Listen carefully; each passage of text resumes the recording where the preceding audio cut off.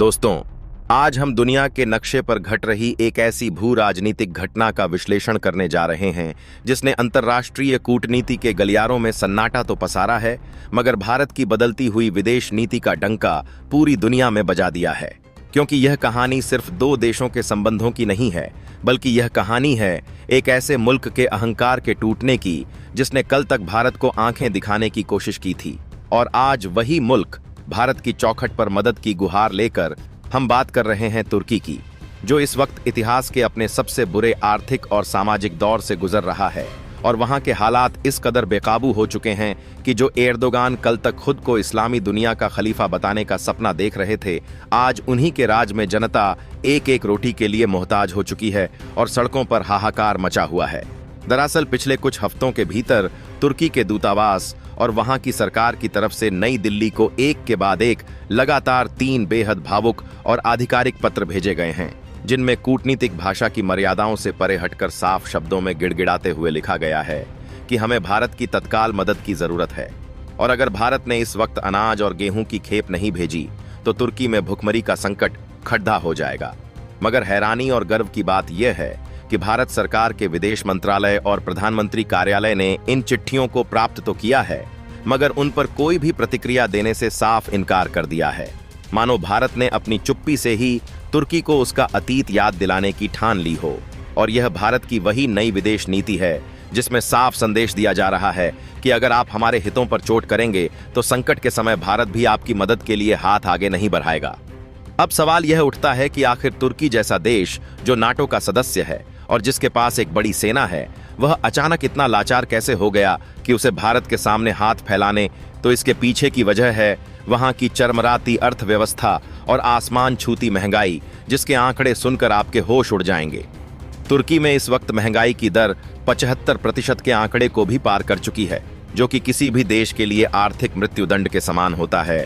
वहां की मुद्रा लीरा, जिसे कभी डॉलर के मुकाबले एक मजबूत करेंसी माना जाता था, आज मिट्टी के भाव बिक रही है। और हालत यह है कि $1 की कीमत 35 लीरा तक पहुंच चुकी है, जिसका सीधा असर वहां के आम आदमी की थाली पर पड़ा है। इस्तांबुल और अंकारा जैसे बड़े शहरों में रात के अंधेरे से ही लोग बेकरियों के बाहर लंबी कतारें लगाकर खड़े हो जाते हैं, ताकि सुबह होते ही उन्हें नसीब से 1 या 2 ब्रेड मिल सकें। और कई बार तो घंटों लाइन में लगने के बाद भी लोगों को खाली हाथ लौटना पड़ता है, क्योंकि दुकानदारों के पास बेचने के लिए अनाज ही नहीं बचा है। और अगर कहीं थोड़ा बहुत आटा या चावल मिल भी रहा है तो उसके दाम इतने ज्यादा हैं कि वह आम आदमी की पहुंच से बहुत दूर जा चुका है। और इस पूरी बर्बादी का जिम्मेदार वहां की जनता और दुनिया के रक्षा विशेषज्ञ सिर्फ एक ही आदमी को मान रहे हैं, और वह नाम है रजब तैयब एर्दोगान, जिन्होंने अपनी सत्ता को बचाने के लिए और खुद को दुनिया का सबसे बड़ा मुस्लिम नेता साबित करने के लिए अपने देश की अर्थव्यवस्था को दांव पर लगा दिया और ऐसे देशों से दुश्मनी मोल ले ली जो तुर्की के पुराने मददगार थे।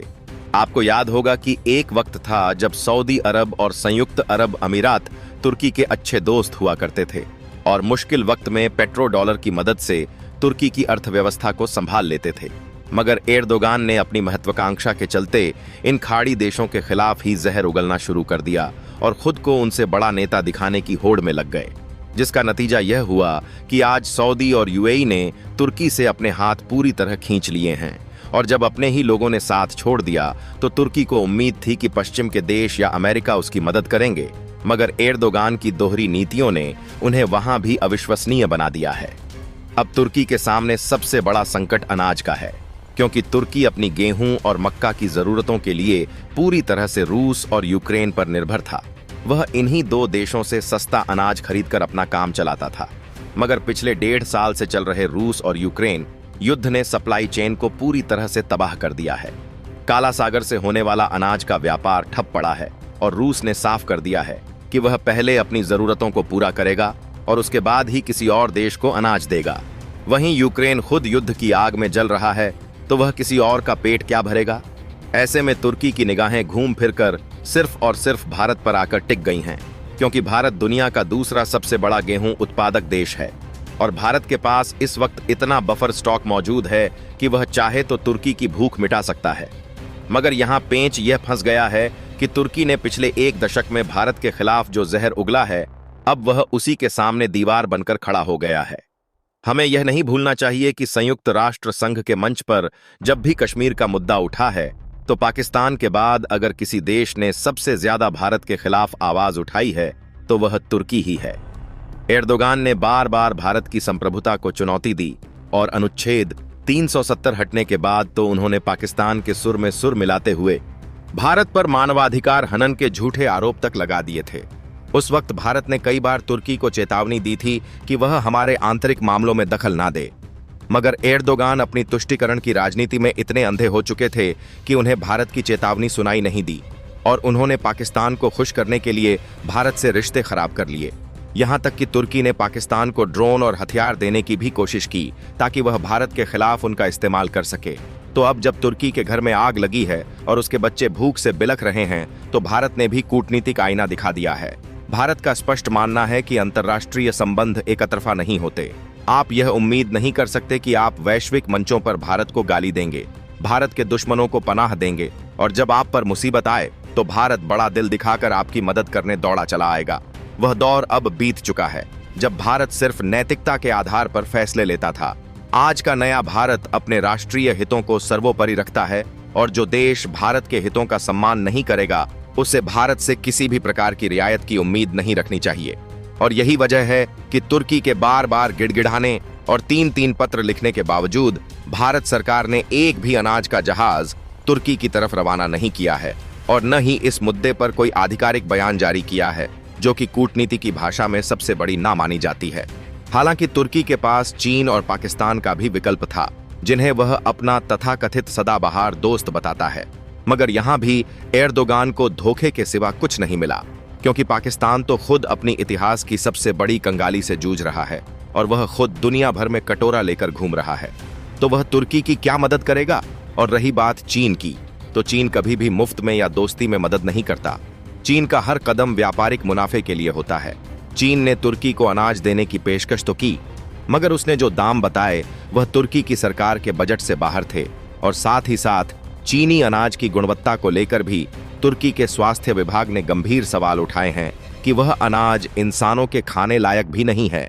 ऐसे में तुर्की चारों तरफ से घिर चुका है और उसे समझ आ गया है कि दुनिया में अगर कोई देश उसे इस मुसीबत से निकाल सकता था तो वह भारत ही था, क्योंकि भारत का गेहूं न सिर्फ सस्ता है बल्कि गुणवत्ता में भी बेहतरीन है और भारत के पास तुरंत सप्लाई करने की क्षमता भी है। मगर अपनी गलतियों की वजह से एर्दोगान ने वह दरवाजा खुद अपने हाथों से बंद कर लिया है। अब तुर्की के भीतर भी एर्दोगान के खिलाफ गुस्सा 7वें आसमान पर है। वहां के विपक्षी दल और आम जनता खुलकर सड़कों पर यह कह रही है कि अगर एर्दोगान ने भारत के साथ बेवजह की दुश्मनी नहीं पाली होती तो आज हमारे बच्चों को भूखा नहीं सोना पड़ता। वहां के राजनीतिक विश्लेषक अब टीवी डिबेट्स में बैठकर भारत की विदेश नीति की तारीफ कर रहे हैं और कह रहे हैं कि भारत ने अपनी ताकत का एहसास करा दिया है। तुर्की के बड़े बड़े अर्थशास्त्री चेतावनी दे रहे हैं कि अगर अगले 15 से 20 दिनों के भीतर भारत से अनाज की खेप नहीं पहुंची तो तुर्की में फूड इमरजेंसी यानी खाद्य आपातकाल लगाना पड़ सकता है, जिसके बाद हालात सेना के नियंत्रण से भी बाहर हो जाएंगे। गोदाम खाली पड़े हैं और जो थोड़ा बहुत स्टॉक बचा है उसकी जमाखोरी शुरू हो चुकी है। अमीर लोग अनाज खरीदकर स्टॉक कर रहे हैं और गरीब आदमी बस देख रहा है कि कब सरकार कोई चमत्कार करेगी, मगर चमत्कार की उम्मीद कम ही है, क्योंकि भारत इस मामले में टस से मस होने को तैयार नहीं है। भारत ने हाल ही में अफगानिस्तान को मानवीय आधार पर गेहूं भेजा था। भारत ने श्रीलंका की बुरे वक्त में मदद की थी। भारत ने नेपाल और बांग्लादेश को भी मदद भेजी है, जिससे यह साबित होता है कि भारत मदद करने में पीछे नहीं हटता। लेकिन भारत ने यह लकीर खींच दी है कि मदद सिर्फ मित्रों और पड़ोसियों को मिलेगी, न कि उन लोगों को जो भारत की पीठ में खंजर घोंपने की फिराक में रहते हैं। यह पूरा घटनाक्रम दुनिया के बाकी देशों के लिए भी एक बहुत बड़ा सबक है कि भारत को अब हल्के में नहीं लिया जा सकता और भारत के खिलाफ जाने का मतलब है कि आप अपने लिए भविष्य के संकटों को न्योता दे रहे हैं। तुर्की की यह हालत देखकर अब मलेशिया जैसे देश भी सतर्क हो गए हैं, जिन्होंने बीच में भारत विरोधी सुर अलापे थे, क्योंकि सबको समझ आ गया है कि अनाज और दवाई जैसी बुनियादी जरूरतों के लिए आज भी दुनिया भारत पर निर्भर है और भारत अपनी इस शक्ति का इस्तेमाल अपने दुश्मनों को सबक सिखाने के लिए बखूबी करना जानता है। तुर्की की सरकार अब पिछले दरवाजे से यानी बैक चैनल डिप्लोमेसी के जरिए भारत से संपर्क साधने की कोशिश कर रही है और खबरें तो यहां तक हैं कि तुर्की के विदेश मंत्री जल्द ही भारत के विदेश मंत्री से फोन पर बात करने की कोशिश कर सकते हैं। जिसमें वह पुरानी बातों को भुलाकर नई शुरुआत करने की दुहाई देंगे। मगर नई दिल्ली के साउथ ब्लॉक में बैठे अधिकारी इस बार किसी भी भावनात्मक जाल में फंसने वाले नहीं हैं। सूत्रों के मुताबिक भारत ने साफ कर दिया है कि जब तक तुर्की कश्मीर मुद्दे पर अपना स्टैंड आधिकारिक रूप से नहीं बदलता और पाकिस्तान का साथ देना बंद नहीं करता, तब तक किसी भी तरह की मदद की गुंजाइश ना के बराबर है। यह भारत की एक बहुत बड़ी कूटनीतिक जीत है कि बिना एक गोली चलाए और बिना कोई युद्ध लड़े भारत ने अपने एक विरोधी को घुटनों पर ला दिया है और उसे यह मानने पर मजबूर कर दिया है कि भारत के बिना उसका गुजारा नहीं हो सकता।